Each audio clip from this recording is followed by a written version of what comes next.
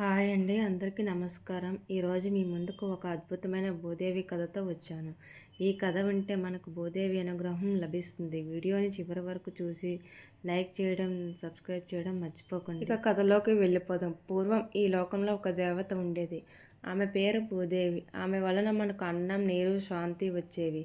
భూదేవి ప్రతిరోజు భూమిని ప్రేమతో చూసుకునేది. కానీ ఒకరోజు కొంతమంది శక్తివంతమైన అసురులు భూదేవి శక్తిని దుర్వినియోగం చేసి లోకంలో కలకలం సృష్టించాలనుకున్నారు. అప్పుడు భూదేవి అసురుల కుట్రను గమనించి ప్రజలకు శాంతి, సుఖం తిరిగి తీసుకురావాలని నిర్ణయించుకుంది. ఆమె తన భార్యుడు పరమేశ్వరుడు విష్ణువు వద్దకు వెళ్ళి సహాయం కోరింది. విష్ణువు భూదేవి సమక్షానికి వచ్చి, మన శక్తిని కలిపి ఈ లోకాన్ని రక్షిద్దాం, అసురులను పరాజయపరిచి ప్రజలకు శాంతి, సంపద తిరిగి తీసుకురావాలని విష్ణువు చెప్పారు. అప్పుడు భూదేవి అలాగే విష్ణువు కలిసి యుద్ధానికి సిద్ధమయ్యారు. భూదేవి ప్రకృతి శక్తిని ఉపయోగించి యుద్ధాన్ని విజయవంతం చేశారు. తుదిలో అసురులు పరాజయపడ్డారు. లోకంలో శాంతి తిరిగి వచ్చింది. ప్రజలు సంతోషంగా జీవించడానికి సహాయమైంది.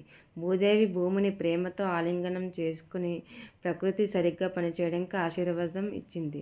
ఈ కథ మనకు ఏం చెప్తుంది అంటే ప్రకృతిని గౌరవించాలి, అలాగే భూమిని రక్షించాలి. మంచి కర్మ చేస్తే భూదేవి మనకు శాంతి, సుఖ సంతోషాలు ఇస్తుంది. మనం కూడా ప్రకృతిని జాగ్రత్తగా కాపాడాలి.